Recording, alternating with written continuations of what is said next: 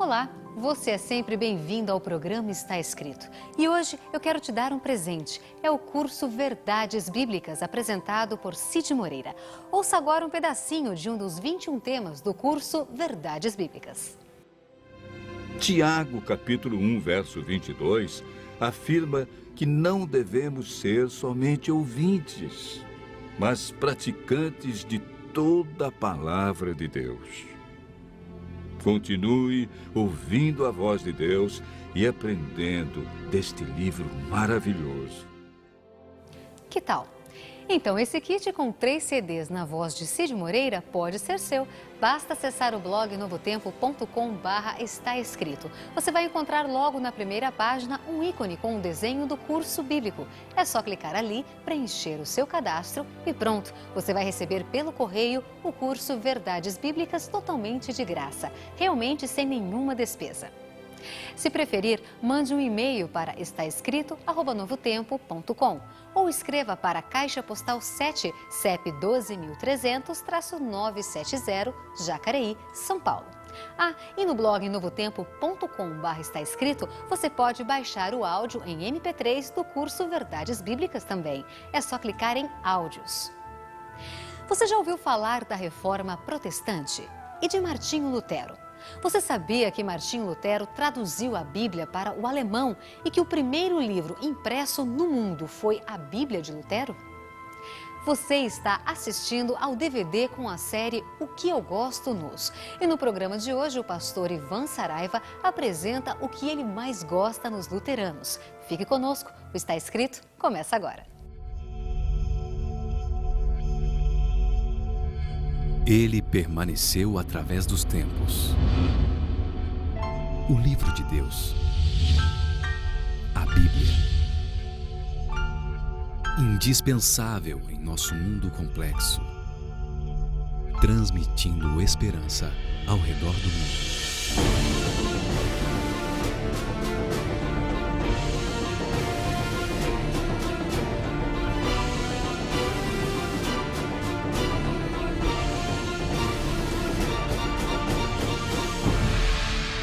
Está Escrito, apresentado por Ivan Saraiva. Série O que eu gosto nos. Hoje com o tema O que eu gosto nos luteranos. Olá, querido amigo. Você está assistindo a série O que eu gosto nos. No programa anterior, você viu o que eu gosto nos nossos irmãos católicos, o que o catolicismo, a maior denominação cristã, nos deixou como legado, seus princípios, a defesa da vida, a luta contra a legalização do aborto, a batalha contra o divórcio. E hoje nós vamos falar sobre o que eu admiro, o que eu gosto nos nossos irmãos luteranos, a importância da Igreja Luterana para o cristianismo. E não há como falar dos luteranos sem antes falarmos de Lutero, Martinho Lutero. No século XVI, na Alemanha, o futuro do cristianismo estava na balança. Lutero, um professor universitário, tinha desafiado a pretensão da igreja estatal de controlar a fé de cada indivíduo. Em 31 de outubro de 1517, o Dr. Martinho Lutero fixou na porta da igreja do castelo em Wittenberg as 95 teses sobre a justificação pela fé. Essas 95 teses de Martinho Lutero provocaram um tumulto religioso e político em todo o território conhecido como o Sagrado Império Romano. Lutero escolhera intencionalmente essa data, pois o dia seguinte seria a festa de Todos os Santos, e o príncipe eleitor Frederico oferecia então ali a veneração de seu povo à sua preciosa coleção de 17.443 relíquias, entre elas 4 fios do cabelo da Virgem Maria, um retalho das fraldas de Jesus, um fio de barba do próprio Jesus Cristo, um prego usado na crucificação. Bom, isso correspondia para os fiéis mais de 127 mil anos de indulgência, ou seja, o perdão dos pecados. Mas o que está escrito na Bíblia em Romanos 6:23? Vamos comparar essa prática com o que a Bíblia nos ensina. Romanos 6:23. Porque o salário do pecado é a morte, mas o dom gratuito de Deus é a vida eterna em Cristo Jesus. Qualquer cristão verdadeiramente arrependido tem o direito à remissão plena da culpa dos pecados, e isso completamente de graça. Essa abordagem que Martinho Lutero trouxe começou a revolucionar o mundo de então. O fato é que pouco tempo depois, um grupo de príncipes alemães se colocou ao lado de Lutero. Eles formaram uma aliança de protesto. E desse protesto dos príncipes na cidade de Spires, em 1529, nasceu o termo protestante. Os ensinamentos de Lutero logo se espalharam por toda a Europa, não ficou restrito ali apenas à Alemanha. Mas o sonho dele, sabe qual era? Era colocar a Bíblia na língua do povo, de tal maneira que o lavrador, o comerciante, qualquer cidadão comum pudesse entender tudo que está escrito na palavra de Deus. Assim, o Evangelho conseguiu chegar às mãos de todo o povo e, pelo poder do Espírito, ao coração de muitas pessoas. Lutero, que antes acreditava no purgatório, que cria que o sofrimento no purgatório poderia ser abreviado através da concessão de indulgências da Igreja, agora tem uma outra visão, muito mais bíblica e muito menos mística. Agora, a venda caíra dos olhos de Lutero. Como está escrito em Romanos 3, no verso 23, veja o que de fato aconteceu na vida espiritual, na caminhada de Lutero. Romanos 3, 23 diz: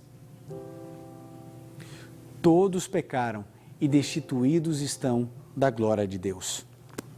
Todos estão destituídos da glória de Deus. Até mesmo os santos têm que depositar suas esperanças no sacrifício expiatório do Senhor Jesus Cristo. E por isso, eu e você hoje cremos numa outra perspectiva. Cristo é o nosso substituto. Ele morreu por nós, nosso único intercessor. A salvação é gratuita. Lutero compreendeu que não era necessário purgatório. Aliás, a doutrina do purgatório não é bíblica. Você não encontra em momento algum essa doutrina, essa teologia dentro das Sagradas Escrituras. O coração de Lutero encheu-se de alegria.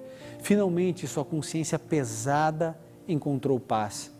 Mas o evangelho que tranquilizou a alma de Lutero detonou um conflito com a Igreja Católica. Lutero passou muitos anos da sua vida lutando com o sentimento de culpa porque não conseguia ser santo. Quando ele descobriu que os nossos pecados são perdoados unicamente pelo sangue de Cristo, ele se transformou, ficou leve, feliz. Mas você sabe que outros conflitos começaram a surgir. O reformador desafiava qualquer um a debater com ele e do púlpito pregava: os santos não têm créditos extras e os méritos de Cristo estão disponíveis livremente. Ele dizia: se o Papa tem o poder para livrar qualquer um do purgatório, por que em nome do amor de Deus ele não revoga o purgatório, levando todo o mundo que está lá? Obviamente que cópias das teses de Lutero se espalharam pela Alemanha e por toda a Europa e desencadearam uma tempestade religiosa e econômica. Lutero não tinha intenção de se rebelar contra a Igreja. Ele não queria sair da Igreja Católica, pelo contrário, o que ele desejava, o que ele queria era reformar a Igreja Católica. E agora para pensar, você que é protestante ou você que é católico, você já imaginou se Lutero conseguisse reformar as doutrinas da Igreja Católica? Talvez não existissem hoje tantas denominações religiosas, se de fato a liderança da Igreja Católica tomasse uma decisão: vamos rever nossas doutrinas, vamos com humildade rever nossos conceitos e crenças. Mas ele, infelizmente, foi declarado rebelde e herege. Lutero foi advertido para que se retratasse, ou a Igreja o puniria, mas o reformador sentiu-se compelido a prosseguir, firme. Ele confidenciou a um amigo: Deus não me guia, Ele me empurra avante, Ele me leva para frente. Não sou dono de mim mesmo, desejo viver em repouso, mas sou atirado no meio dos tumultos e das revoluções. Lutero acusou a Igreja de interferir no relacionamento do pecador com Deus. Olha que absurdo. Ele proclamou o que está escrito em 1 Timóteo, aqui uma epístola de Paulo para Timóteo. Ele proclamou exatamente isso, em 1 Timóteo, no capítulo 2, no verso 5, o seguinte: porque há um só Deus e um só mediador entre Deus e os homens, Cristo Jesus, o homem. Jesus é o único mediador entre Deus e os pecadores. E que a verdadeira peregrinação do cristão não deve ser a Roma, mas aos profetas, aos salmos e aos evangelhos.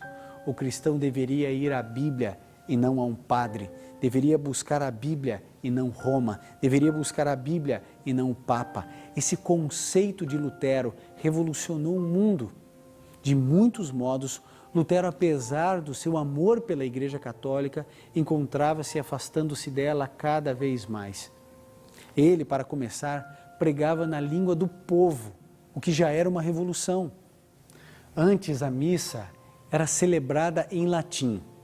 O sacerdote ele ficava de frente para o altar e de costas para o povo. A participação da igreja no louvor, que antes era reservado apenas para os sacerdotes, agora era uma revolução, as pessoas podiam cantar. A separação tornou-se definitiva quando ele condenou a igreja como o próprio anticristo. Durante seu exílio, Lutero traduziu o Novo Testamento do grego para o alemão fluente, em um dos cômodos superiores na casa onde ele estava escondido. Os primeiros 5.000 exemplares esgotaram-se em 3 meses. Em cerca de 10 anos, houve 58 edições. Mais tarde, ele também traduziu o Velho Testamento para a língua do povo. Lutero dizia: o casamento é uma escola muito melhor para o caráter do que qualquer monastério. Por isso, em junho de 1525, Lutero casou-se com Catarina von Bora, uma jovem freira que abandonara o convento. Juntos, eles tiveram 6 filhos e criaram 4 órfãos. Martinho Lutero jamais afirmou ter terminado a restauração da verdade. Ele disse que a obra deveria continuar mesmo após a sua morte. Sim, Lutero morreu antes dos seus sonhos se realizarem.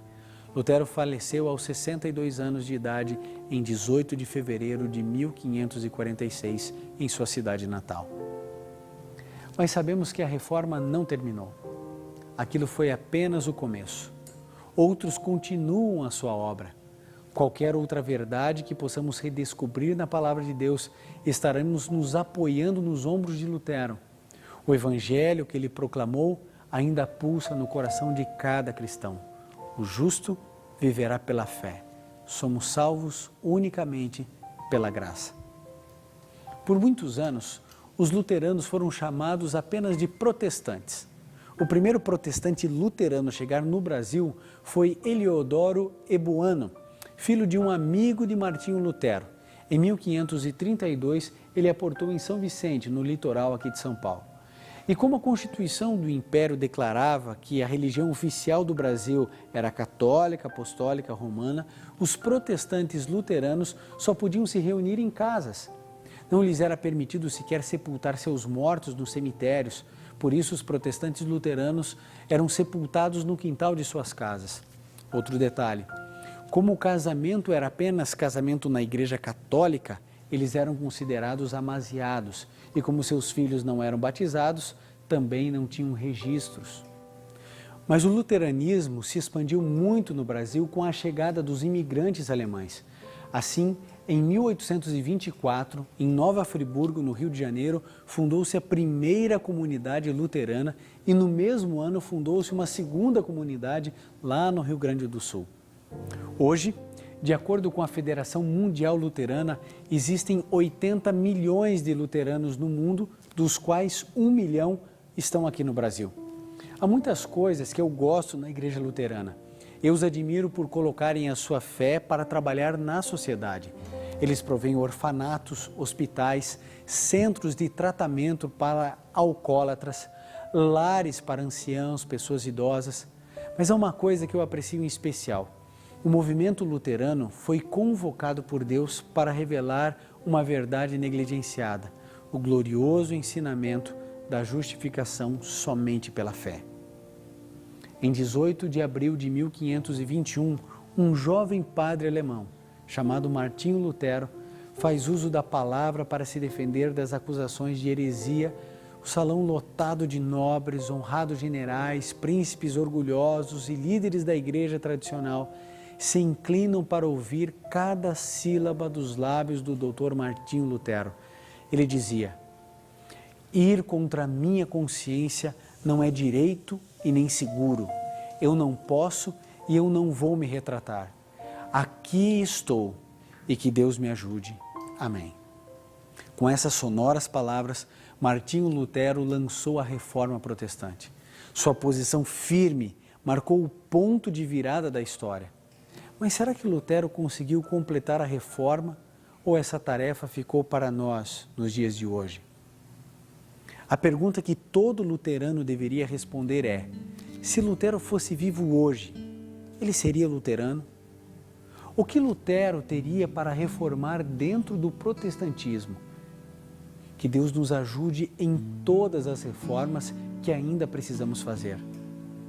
Na nossa vida, precisamos reformar muitas coisas. Dentro da nossa igreja, também. Você tem essa mesma percepção? Vocês sabem que nós protestantes precisamos constantemente voltarmos à Bíblia, porque nós caímos na possibilidade do mesmo erro que os nossos irmãos católicos. Quando nós nos distanciamos da Bíblia, podemos errar e errar feio. A única salvaguarda que eu e você temos é fazermos como Lutero fez. Tota e sola Scriptura. Muita coisa precisa ser pregada no mundo. Há muitas verdades bíblicas que estão esquecidas. Muitas coisas precisam ser ditas. Por isso é necessário que eu e você voltemos para o Evangelho, estudemos a palavra do Senhor e então tenhamos nossa vida completamente transformada. Querido, que Deus abençoe você, que a cada dia você decida-se pela palavra de Deus. O Senhor Jesus salva você gratuitamente. Eu e você não precisamos pagar nada, nenhuma indulgência é capaz de nos libertar da culpa do pecado, a não ser o sangue precioso do nosso Salvador Jesus. O Quarteto Arautos do Rei irá cantar agora. Que essa música que fala a respeito da graça consiga inundar o nosso coração, que possa levar a nossa mente até os dias de Lutero e que possamos perceber a garra, a dedicação e a coragem desse homem que transformou, revolucionou o mundo cristão porque se apegou à palavra de Deus.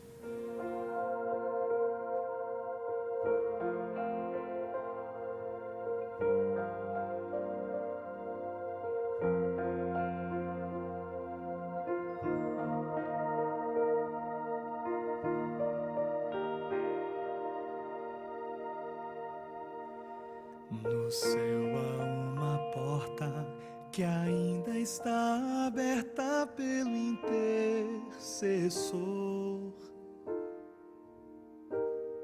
mas não vai demorar, o livre acesso para o céu vai se fechar. Jesus, a própria graça, em breve vai se levantar,